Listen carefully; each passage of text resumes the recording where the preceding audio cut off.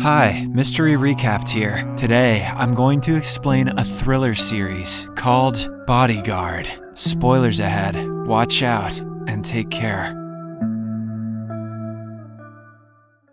The show opens with a man named David Budd on a train in London, accompanied by his two kids. Moments later, he notices a strange man discarding his phone in the trash and entering the toilet. He also sees a female train guard who appears to be very anxious. She goes on to check on the man in the toilet, but he doesn't respond. Seeing this, David asks a passenger to look after his kids and heads to talk to the guard. He introduces himself as a police officer and asks what is going on. The woman explains that she's terrified because they have received information that a terrorist is on this train. She believes the man in the toilet is a threat, as he has been acting very suspiciously. Alarmed, David decides to confront the suspect and requests that the guard unlock the doors. He plans to push him out an open door if he emerges with a bomb. However, moments later, the man exits without any device and casually returns to his seat. After a sigh of relief, David enters the toilet to see if the man has placed a device there. However, he is surprised to discover a terrified woman with a bomb around her waist. David senses that she is scared and doesn't want to do this, so he talks to her. The woman reveals her name is Nadia, and the suspicious man from before is her husband. Nadia attempts to detonate the device, but David intervenes and calms her down. He tells her about his time as a military officer in Afghanistan and how terrorism and violence never end well. He then asks her to abandon the mission and promises to protect her from her husband. Anything to prevent another red wedding. Shortly after, the train comes to a stop and several police officers board. They are about to shoot Nadia, but David stops them and reveals that she is willing to surrender. She eventually emerges from the toilet, after which an officer defuses the bomb and removes it from her waist. Following this, Nadia's husband is arrested and she is taken into police custody for questioning. In the next scene, David takes his kids and drops them off at his ex-wife Vicky's house. After putting the kids to sleep, the two talk for a while, and Vicky invites him to spend the night. David then attempts to kiss her, but she immediately rejects him, stating she didn't mean it that way. What way did she mean it then? This frustrates David so much that he abruptly leaves the house. The following morning, David is summoned by his boss, who praises him for what he did on the train. She also offers him the position of bodyguard to Home Secretary Julia Montague, who is running for Prime Minister. David gladly accepts the job and returns home, where he does some research on Julia Montague. He discovers that she is very supportive of military action overseas. This upsets David a bit, as he's still dealing with PTSD from his time in Afghanistan. The next day, David arrives for his first day of work as Julia's bodyguard and greets her. He advises her to enter the minister's building through the underground entrance for her safety. However, Julia appears uninterested and walks away without responding. David then follows her around while she works and takes her home at the end of the day. During the drive, he suggests that the driver take a different route because the current one appears to be unsafe. His interference annoys Julia, but he states that he's just trying to keep her safe. He also calls her Marm a lot, which is funny and distracting. When they arrive at Julia's home, he begins to inspect each room for potential security threats. This annoys her once again, and she asks him to leave, but David explains that he is simply doing his job. Moments later, Julia reads his report and realizes that he was the one who successfully prevented the train bombing incident. She begins to soften toward him and apologizes for her previous behavior. David also doesn't make a big deal out of it, and they shake hands. The next day, Julia is getting ready for an interview when her assistant accidentally spills coffee on her. David offers his shirt without hesitation, and she is moved by the gesture. Shortly after, the interview begins, and David observes Julia discussing her military plans. We see that it causes him significant stress, as it brings back his memories of the war. In the evening, when they arrive at Julia's place, she thanks David for his shirt. She also tells him that the terrorist caught on the train is going to be executed. When asked about Nadia, she reveals that she has not said anything and is still terrified. After this, Julia inquires about David's family, and he tells her that he is married with 2 children. He then asks if she has always wanted to be a politician. Julia responds that she was a criminal lawyer who decided to go into politics to address the flaws she saw in the legal system. David disagrees with many of her ideas, so she tells him that he doesn't need to vote for her. He only needs to protect her. Afterward, David returns to his house and attempts to call Vicky again. again. However, she doesn't answer his calls, leaving him frustrated. The following morning, he goes to see her in the hopes of reconciling, but Vicky shocks him by saying that she has already met someone new. This devastates David, and he begs her not to get divorced just yet. He tells her that if something happens to him, she could receive his pension if they are still legally married. David is giving her some dark ideas. In the following scene, David meets his friend Andy, with whom he served in the military. Andy's face is severely scarred from his time in the service, and he is also suffering from trauma. When he discovers David works for the Home Secretary, he is deeply disappointed. He scolds his friend for working for the politicians who sent them to die in the first place and caused the deaths of his comrades. David understands that Andy has a point, but doesn't say anything. The next morning, we see David dropping off his children at school. It turns out his son has developmental issues, leading to constant bullying from other kids. He refuses to go to school, but David encourages him to stand up to the bullies and inform the principal if they bother him. With no other choice, the boy reluctantly enters inside. Later, Julia and David are on their way to work when he receives repeated calls from his ex-wife. Initially, he ignores them, but when the calls keep on coming, Julia asks him to answer it. Vicky then informs him that the special school they applied to for their son doesn't have a spot for him. She's very upset, but David promises they'll find another special school for him. He then says he's at work and hangs up. When they arrive at their destination, he apologizes to Julia for taking personal phone calls, but she doesn't seem to mind. Later, at the office, Julia meets with a man who informs her about a potential terrorist attack on a school. The man tells her that it is the same school that David's children attend, which surprises her. They suspect that this operation is revenge for David's efforts to prevent the terrorist attack on the train. However, they decide not to inform the school, but instead tighten the security to avoid causing panic among people. The next morning, children are playing at the school when terrorists arrive in a white van and prepare to attack. Seeing this, a teacher quickly takes the children inside, and a police van arrives in front of the school to keep the terrorists out. They then shoot down the bad guys, causing their truck to crash. It appears that they are dead. So, an officer approaches the truck to confirm. Unfortunately, one of the terrorists is still alive, and he quickly detonates the bomb. As a result, the vehicle explodes, killing 3 officers in the process. Later, when David learns of the attack, he immediately calls Vicky and is relieved to hear that their children are safe. He is then summoned by his boss, who informs him that this act could be retaliation for the train incident. As a result, his wife and children have been relocated to a guarded shelter in case of future attacks. This makes David happy, but then his boss shocks him by revealing that he has been relieved of his duties as Julia's bodyguard and assigned a desk job. David demands to know why he's being punished, but his boss responds that because the terrorists are after him, it is too dangerous for him to be with Julia. In the end, he has no choice but to obey his superior's orders. Later, David meets up with Andy again and gets drunk. They discuss the government's response to the terror attack, and Andy remarks that Julia is simply exploiting the situation to gain more power. He asks how she would feel if she had to go through what they did. Hearing this, David is speechless as he realizes that his friend intends to harm her. The next morning, Vicky receives a letter informing her that a spot at the special school has suddenly become available. She immediately informs David, and they celebrate the news. Later, he is summoned by his boss, who informs him that he has been reinstated as Julia's bodyguard. David inquires how this happened, and she responds that he appears to have made some high-ranking friends. Hearing this, David quickly understands that it was Julia who summoned him back, and also helped with his son's school. Later, he reports for duty, and Julia says it is good to have him back. In the evening, she invites him to have dinner with her, which he accepts. They begin talking about their personal lives, and Julia reveals that she was once married. David also admits that he has been separated from his wife and is only maintaining a good relationship for the sake of their children. He thanks her for her help with his son's school situation, to which Julia responds that she entered politics to help people. The next day, Julia and David are driving to a meeting with the Prime Minister, but shortly after, someone unexpectedly fires at the car, killing the driver on the spot. David realizes that they are in danger, so he quickly springs into action and tells Julia to stay low. The bullets keep coming at the car, but he assures her that they will not penetrate the armored metal. He even holds her hand to calm her down. "The bullets won't penetrate today, but I will tonight, Mom." Following this, David calls the police and waits for reinforcements to arrive, but even after a while, no one shows up. With the sniper continuing to shoot, David takes control of the situation and starts driving. Moments later, he gets out of the car and snaps a photo of his surroundings. He soon realizes the sniper is on the roof of a nearby building and decides to go there. A terrified Julia begs him not to leave, but David assures her that nothing will happen and requests that she stay inside. Moments later, he enters the building and makes his way to the rooftop. To his surprise, he discovers that the sniper is none other than his former comrade Andy. The latter declares that it is too late for him and asks him to complete the mission by murdering Julia. David urges him to surrender, but Andy pulls the trigger on himself and commits the unthinkable. After this incident, Julia is taken to a hotel for her safety. When David goes to meet her, she is still shaken and traumatized by what happened. She continues to cry, but David assures her that she is now safe. When their hands accidentally brush, Julia informs him that she is not a queen and that he's allowed to touch her. David then gives her a hug and tries to calm her down. In the heat of the moment, they suddenly start kissing and eventually make love. I told you, Marm. The next day, David meets with his boss, who praises him for his heroic actions and informs him that he will be recommended for commendation. She demands to know who Julia has been meeting with in the last few days and what her hidden agendas are. David is repulsed by this and believes he cannot disclose such information. However, his boss reveals that she's a dangerous politician who should be stopped at all costs. She explains that Julia was aware of the attack on the school but didn't inform him, despite knowing that his children go there. Hearing this, David is left stunned and doesn't know